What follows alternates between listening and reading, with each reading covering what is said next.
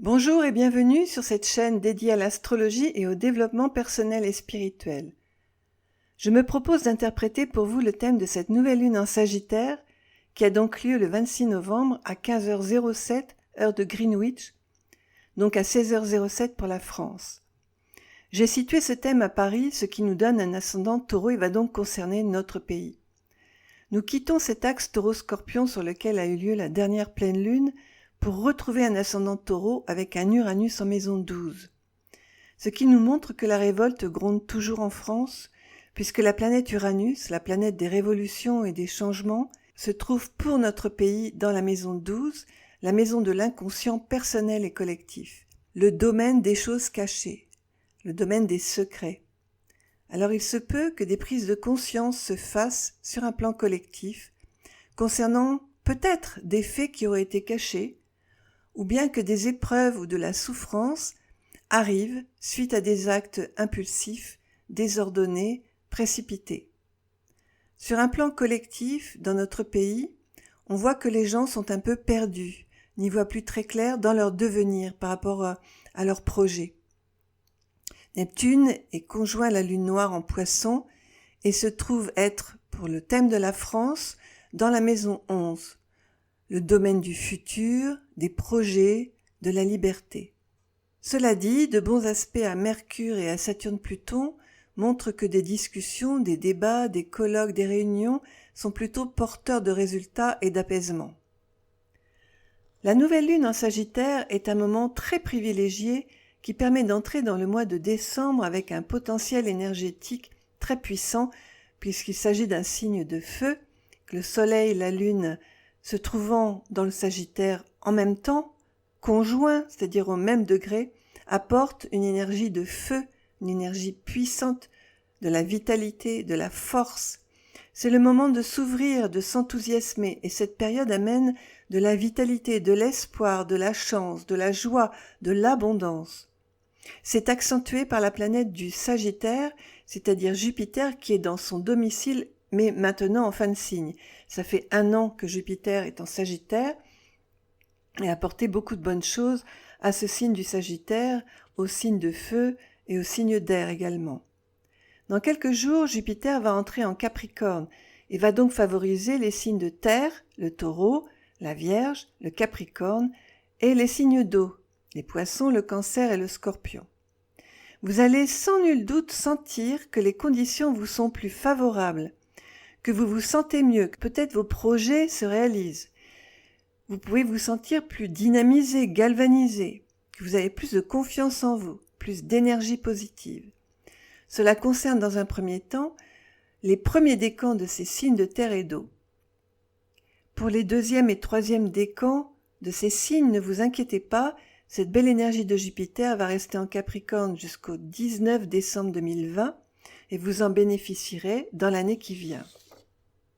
Pendant cette nouvelle lune, si on ne vit pas positivement ce que cette conjonction Soleil et Lune nous propose en Sagittaire, on peut la subir comme une autorité, des lois qui nous sont imposées, des obligations, du devoir. On peut même être confronté à du fanatisme qui freine notre liberté. Je vois cela avec le quinconce entre la Lune, le Soleil et la planète Uranus. Cela peut donner encore beaucoup de réactivité.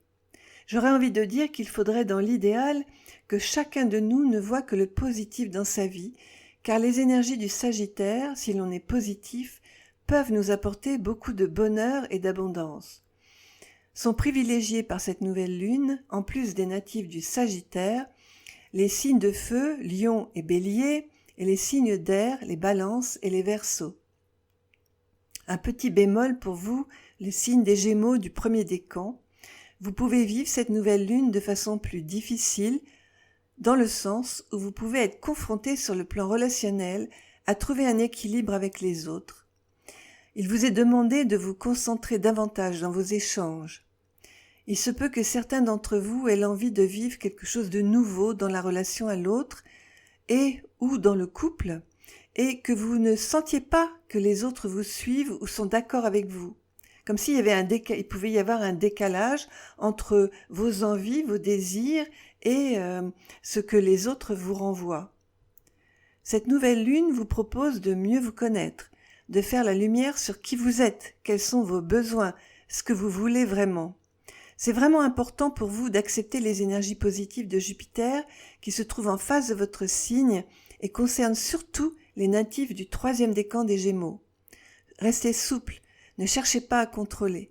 Voyez le positif dans tout ce que vous vivez, gardez votre enthousiasme, pratiquez la gratitude. Vous savez, la gratitude, c'est le fait de savoir remercier pour tout ce que la vie nous apporte, les petites et les grandes choses. Et c'est très important d'apprendre et d'avoir ce réflexe de toujours remercier intérieurement pour ce qui nous est donné de vivre. Et Jupiter vous apportera de l'abondance, du plaisir, de la joie dans vos vies. La planète Mars est entrée dans le signe du Scorpion depuis 5 jours et apporte beaucoup d'énergie aux natifs du Scorpion, bien sûr, mais aussi aux Capricornes, aux Poissons, aux Taureaux, aux Cancers et à la Vierge.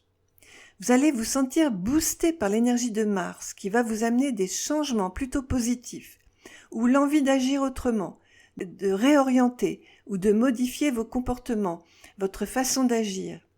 C'est très positif pour vous. Ça va vous donner vraiment un coup de pouce pour réaliser vos projets, vos objectifs, mettre en place des actions. Et il faut en profiter jusqu'au 3 janvier, date à laquelle Mars entrera dans le signe du Sagittaire. Mercure est redevenu direct depuis le 21 novembre et il se trouve encore en conjonction à Mars en Scorpion, ce qui peut vous apporter beaucoup d'éloquence, la possibilité d'être très persuasif, convaincant. Cela peut même vous apporter beaucoup de répartie, de la rapidité dans la pensée et la parole.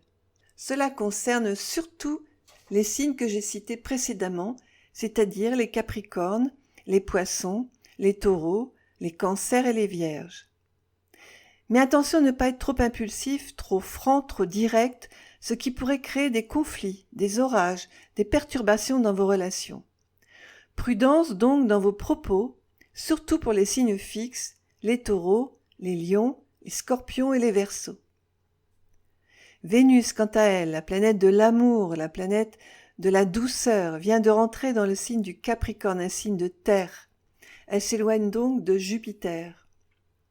Leur rencontre en Sagittaire a pu vous apporter plus de bien-être, de plaisir, de beaux sentiments, de l'abondance peut-être, ou de belles rencontres. Dans le Capricorne, elle vous propose donc, et elle vous donne l'opportunité également, de construire quelque chose de fort, d'ancrer peut-être ce qui a été vécu précédemment et de vous engager. Elle fait un très bel aspect de trigone à Uranus et de sextile à Mars. Elle apporte donc aux signes de terre et d'eau. Alors je rappelle, signes de terre et d'eau, c'est Capricorne, Poisson, Taureau, Cancer, Vierge et Scorpion. Elle apporte, disais-je, beaucoup de constance, de profondeur, de sérieux, l'envie de s'engager sur le plan affectif, voire amoureux. Elle vous donne l'envie de vous faire plaisir, de profiter des bonnes choses de la vie, d'aimer en vous sentant libre, de mieux vivre la relation aux autres, la relation amoureuse et ou la relation de couple. Elle représente une clé pour résoudre l'opposition Mars-Uranus, qui peut apporter des crises, des réactions trop vives, des rejets. Pourquoi c'est une clé ? Parce qu'elle fait un sextile et un trigone à ces deux planètes Mars et Uranus.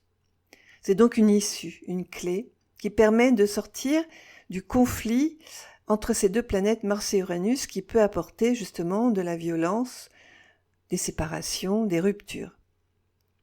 C'est donc par la beauté, la bonté, l'amour, la tendresse que représente Vénus que nous allons pouvoir résoudre les comportements trop cassants, les sentiments d'être rejetés et de manquer de liberté. Ceci va surtout concerner les Taureaux et les Scorpions, qui sont aidés à trouver plus d'équilibre et d'authenticité dans leur vie, car Vénus, la clé, se trouve être la planète qui maîtrise le signe du Taureau. C'est une nouvelle lune très puissante et intéressante.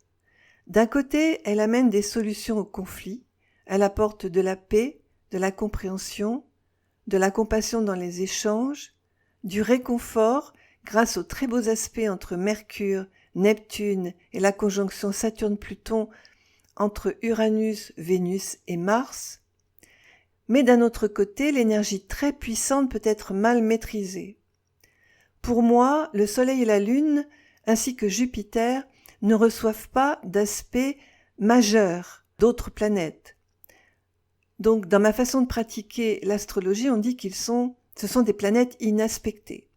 Ce qui fait que leur énergie part un peu dans tous les sens, elle n'est pas canalisée. Et ça peut donc apporter des problématiques diverses et variées, trop d'énergie mise un peu dans tous les sens, des rapports de force avec l'autorité, de la colère, voire même de la destruction. Tout dépend donc comment nous allons utiliser cette puissante énergie de renouveau qui nous est offerte durant cette période qui va durer jusqu'à la prochaine pleine lune le 12 décembre prochain. Cette pleine lune mettra en lumière ce qui a été compris, intégré et produit pendant ce parcours de la lune qui arrivera à mi-chemin de son périple autour de la Terre et qui donc fera une opposition au Soleil, sera totalement éclairé par le Soleil. Le mois de décembre clôture l'année. C'est une excellente période pour faire le bilan de son année, pour se poser les bonnes questions, pour prendre des décisions, car début janvier, nous faisons souvent notre liste d'engagements pour la nouvelle année. Alors profitons de cette nouvelle lune pour être actifs, dynamiques, mais aussi pour apprendre à nous poser, prendre notre temps, exprimer ce que nous ressentons profondément, vis-à-vis de nous-mêmes et vis-à-vis des autres, avoir plus confiance en nous, en la vie. Profitons-en pour réfléchir sur nos rêves, nos idéaux, et pour commencer à poser des bases concrètes pour aller jusqu'au bout de nos rêves en 2020. Pour cela, on peut par exemple se projeter de façon imaginative sur le résultat que l'on souhaite atteindre comme s'il était déjà atteint. Donc il suffit de s'imaginer dans la situation de notre but atteint et de sentir comment on est, comment on se sent, de voir clairement tout ce qui se passe autour de nous, que ce soit dans une relation, dans un projet professionnel ou familial. Car c'est ce que le magnifique triangle entre Mercure, Neptune et la conjonction Saturne-Pluton en Capricorne nous propose. Il nous aide à concrétiser nos rêves les plus fous. Alors profitons-en. Merci pour votre écoute. Et si cette interprétation du ciel de la nouvelle lune vous a plu, n'hésitez pas à vous abonner pour les personnes qui découvrent cette chaîne, sans oublier de cliquer sur la cloche qui permet de recevoir les notifications dès qu'une vidéo est éditée. Vous pouvez liker, ce qui permettra à cette chaîne d'être diffusée plus largement sur YouTube. Et surtout, n'hésitez pas à m'envoyer vos commentaires, je vous promets que je vous répondrai très vite. Je vous souhaite une merveilleuse nouvelle lune du Sagittaire et je vous dis à tout bientôt mes amis.